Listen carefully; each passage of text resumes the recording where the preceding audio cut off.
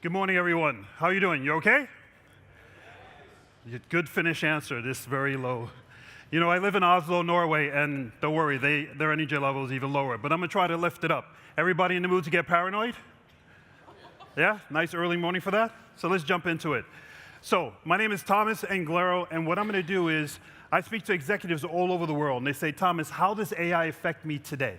What should I do today? And is this thing really a threat, or is it hype? So I'm going to jump right into it. I'll give you one more chance. Are we ready? Yes. Is that the best you can do? Okay, by the end of my speech. Oh, by the way, do somebody remind me at the end of my speech, do this, and I have a secret story, okay? Let's jump into it. Here we go. The future of work. Executives all over the world, they've been interviewed by PricewaterhouseCoopers. Every year, PricewaterhouseCoopers does a survey, and they ask thousands and thousands of CEOs, what is the future like? And this past January, they came back, and if you look at the quote at the bottom, it says, 45% of CEOs believe their company will not be viable in the next 10 years if it stays on its current path. 45%. When you ask a CEO, you'll be anonymous, tell us the truth. When I sit down and talk to leaders all over the world and I say, let's talk about AI, let's talk about disruption, they get really nervous. So I think this is amazing to find out that 45% of all CEOs, no matter what industry, when they know they can talk privately, their company won't be around in the next 10 years if it doesn't change. Ladies and gentlemen, things are about to change. This beautiful slide that is out of focus and everything, you are one of the first in the world to see it. This slide was taken at a conference by people like you with a person on stage. The gentleman on stage was a top developer for OpenAI. They're the creators and owners of ChatGPT. This was one of his slides. I think it was last Wednesday or Tuesday. And then finally, we have a picture of where ChatGPT, where AI is going, and this is powerful. Let me put this in perspective for you. Let's look back to 2021. Do everybody see the dot on the far left side? That was 3 years ago. That was ChatGPT version 3. We all were amazed by that. Then you look at today. That's ChatGPT 4. That's 3 years. And those 3 years, ChatGPT got about 20% better, right? From dot 1 to dot 2. What he told us that we all wanted to know is when's the next version of ChatGPT coming out? Because ChatGPT 4.0 is incredible. What's out there today is amazing, and I'm going to show you some examples. But what's coming next, we don't have to wait 3 years. We have to wait till November. Do you see the increment of improvement from today until November? How much better is it going to be? How much more efficient? 100% better. Hold on. This is powerful. The changes that you think, the changes, leaders all over the world say, from my company, my leader group, they're fantastic. They've taken us all the way to where we are today. We're a great company. And the changes that have happened in the last 3 years with AI world is only 20%, but they're nervous on 20. And the next 6 months and beyond is massive changes. So what I want to do is I want to give you some concrete examples. How can you use AI in your company today to be more efficient and better? Because this is the #1 challenge. Please give me use cases. Here's a use case. Let's jump right into it. This here is my use cases with ChatGPT. And by the way, these are all videos that I can't play today because I don't have enough time. But if you go on YouTube, you can see the full video. This is a woman who's on a Teams call or a Zoom call. Everybody remember the COVID days where there was team calls and Zoom calls all the time? You're probably on some of those calls today. Today, AI can be on those calls with your team. When you're on a Zoom call and the call is over, wouldn't you love to follow up with every individual person on that call to make sure they deliver, make sure they give you the graph on what's the future pipeline, what's the sales going to be? Well, AI can do that now. AI will be on the call and will act as you as a leader. It will literally lead the whole meeting. It won't just sit there and give you the meeting minutes. It actually will say, good morning, everyone. Today, we're going to talk about pipeline. Today, we're going to focus on our clients, say Skanska or a bank or an insurance company. And it will actually lead the meeting. It'll ask each individual person in the meeting, what do you think about this? What do you think about that? It'll act like as if it's you. What's so amazing and powerful about that is that you can't replicate yourself. You as a leader, I mean, this is powerful. You as a leader, wouldn't you love to follow up with everyone on that call? It can. So maybe this gentleman right here, when you're finished with a call, let's say you work for me and you have trouble maybe with time management. The AI has time to work with you after that call and say, what do you need help with? Maybe you need help with formulating an email. Maybe she needs help with something else. That AI can individually work with everybody on your team after that call on a one-to-one basis. You as a leader, you would love to work with all your people on one-to-one, right? You can't. But the AI can. Do you understand? That's where we are today. How efficient would you be? How efficient would your company be if you had that time to spend one-on-one with every one of your employees? That is where we are today. And you can use this technology today. There's a free version and there's a pay version. By the way, the pay version is $25 US per month. To optimize your company, that's pretty cheap, don't you think? Let me give you another example. AI as a consultant. These examples of AIs, I like to call them AI agents. This is a word that you're going to hear all the time in the future. AI agents. AI is running all over the world, doing all over the internet, helping you out. Think of the AI agent as a consultant. In this example, by the way, this is the founder of Khan Academy, the gentleman there, that's the father. He's helping his son, but he's asked ChatGPT 4.0 for help to tutor his son. He has a trigonometry problem. Everybody remember trigonometry? That killed me as an engineer. And what they have is they have the mobile phone looking down at the kid's homework. And as he's drawing the homework, the AI is going, okay, what's the tangent to the angle 30 degrees? And the AI is helping him along. It's not giving him the answer, but as he does it, the AI is saying, good, maybe you should think of it this way. And as he answers that, oh, maybe you should think of it that way. It's acting as a tutor. But you as leaders,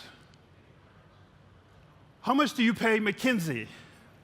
How much do you pay Accenture, Boston Consulting? Do you guys hire consultants? Yes or no? Everybody does, probably. Nobody wants to admit to it because their budgets are reduced. Anybody get a consultant that charges 10,000 euro an hour? Anybody like to get rid of that person? Now you raise your hand. AI is actually a consultant now. Just like it helped this kid, you can have an AI help you.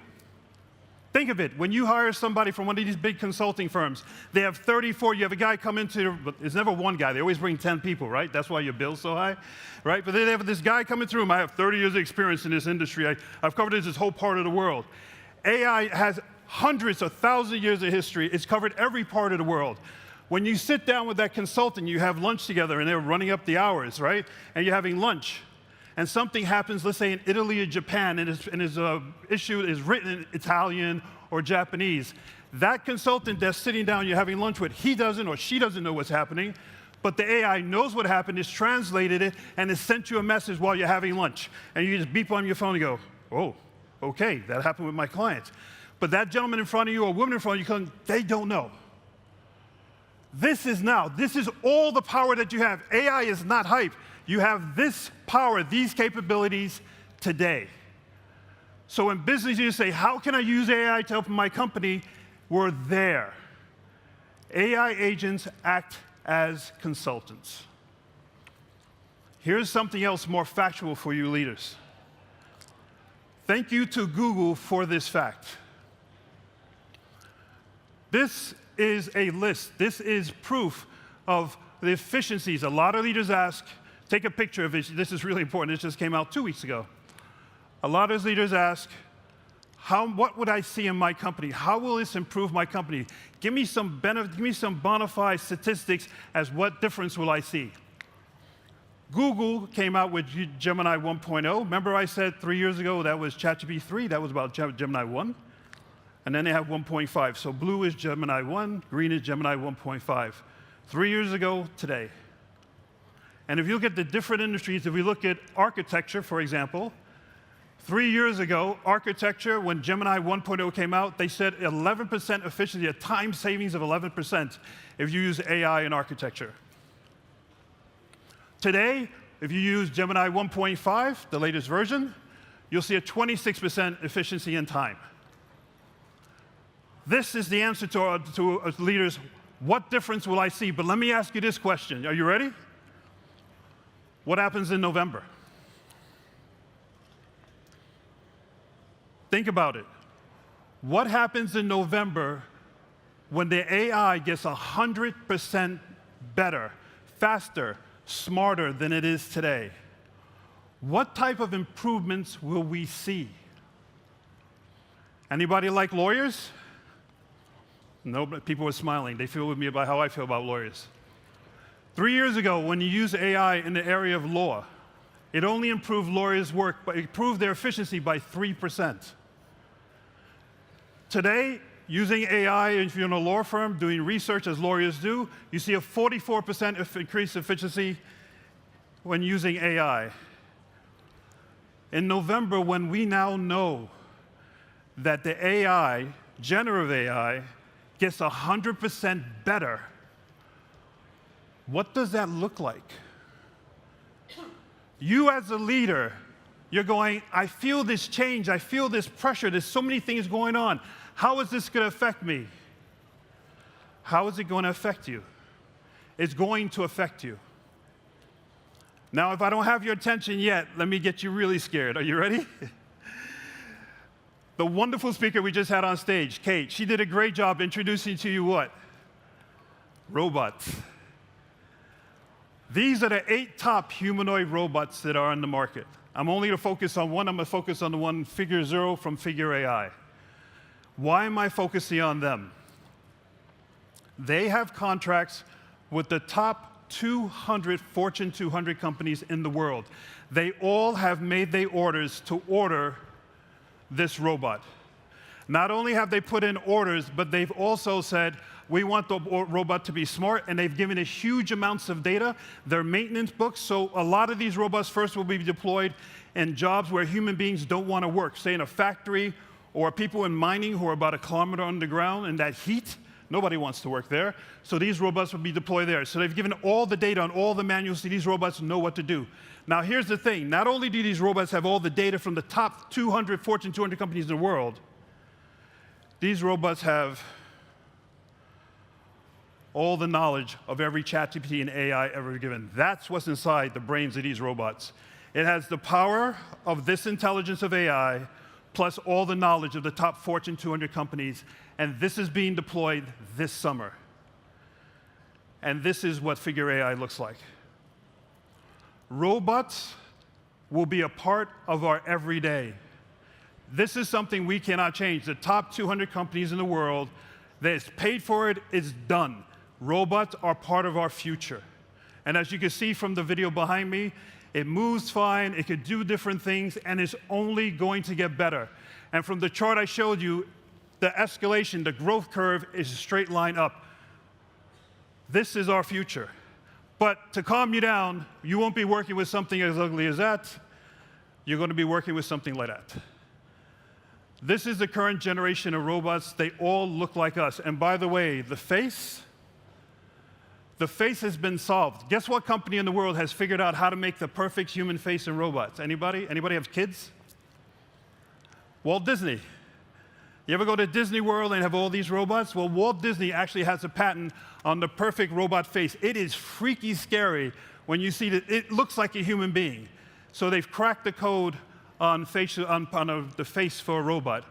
And I won't touch the other one. That one I'll get in trouble. But there's a lot of things they've done that's innovative. But this is what the next generation robots will be. And when I say next generation, you'll see this around December. And things will only get more and more human-like. And I think Kate brought up a lot of interesting things. Do we even need them to be human-like? So it was a wonderful presentation. I'm trying to tie it all together. But from your cybersecurity point of view, I think this is very interesting. Is this a threat?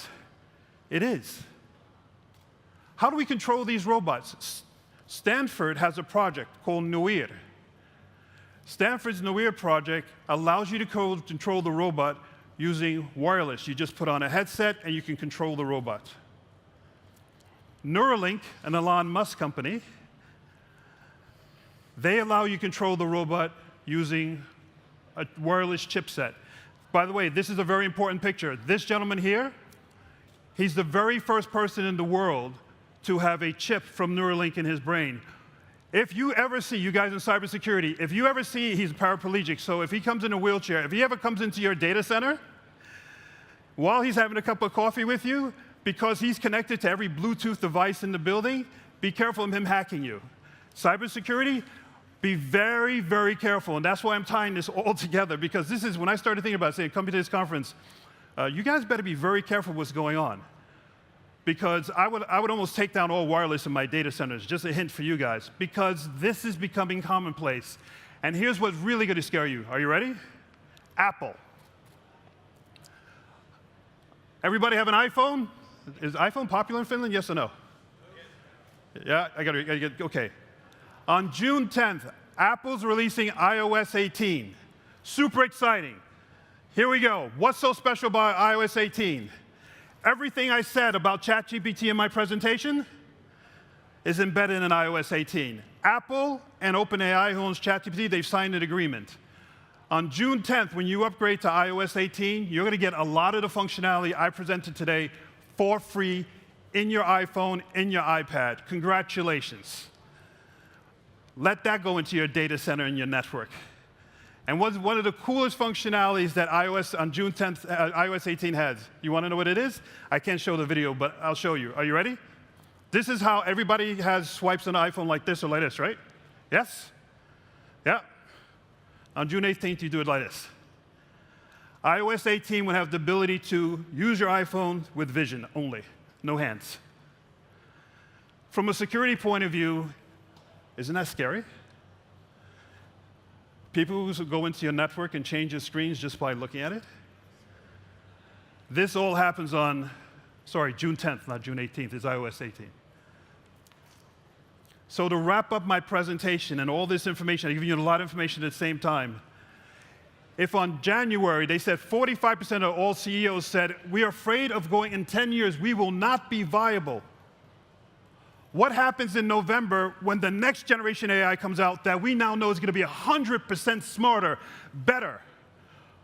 And what Kate talked about in the previous presentation, if that engineer was worried about the old 3-year-old version of AI being sentient, what happens in November when this thing's 100% better?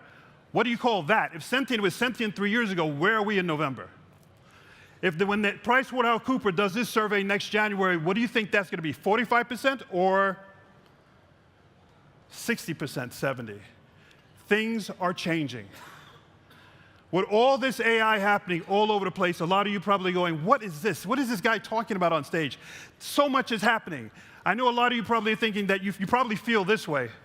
You probably feel like the world's being run by a bunch of minions, right? I love minions. I love doing Walt Disney stuff. You know how minions are always trying to help that guy who's dressed all in black, right? But they cause total chaos? That's how I feel. That's how you're going to feel too about AI. They're running all over the place. It's changing the world. But it could change the world for a better. For a better. But this is actually what your office will look like in the next 2 to 3 years. It'll look probably something like this. It probably will be a much better looking robot than I have in this picture. But it'll be powered by an AI that we can't even fathom because the growth curve is now there's a hockey stick going up and where this technology is going. But this is the future, and this is what your future will be like as well. Now, a question I always get, but Thomas, the bad guys, aren't they going to try to destroy the world and do really bad things? I leave you with this. We're the good guys, and together we could create an even better world than the bad guys. Thank you very much.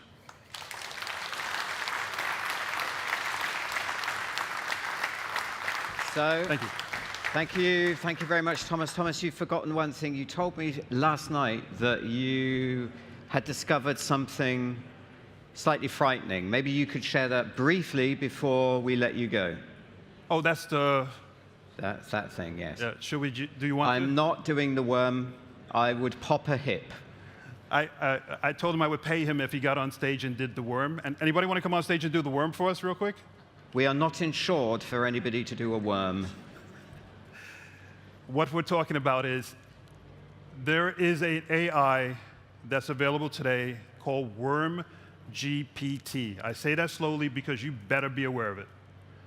WormGPT is a cloned version of ChatGPT that they took off all the securities of ChatGPT, and is being fed all the information on the hacker community about ransomware, how to break into your network, and everything. Last night, before I went to bed, I checked on the latest version, and the latest version of WormGPT is version 3.0. And the repository that I went to see to check on that version, it scared the hell out of me, because I was like, well, it can't be that known. Guess how many people viewed that repository to check? 8.6 million people know about this. Do you remember the graph I showed you in November? ChatGPT gets 100% smarter and all that? That version is inside of WormGPT, and that's coming after your network. So, WormGPT, you sure? Last chance, do the worm? Not popping a hip for you, Thomas, no. Not popping a hip, that's a good one. Anyway, I don't mean to scare you, but look, my job was to inform you, enlighten you, and just remember, next time you see Marcus, think of the WormGPT. Okay, be very careful. Take care, everybody. Thank you. Thomas, ladies and gentlemen, thank you so much. Thank you.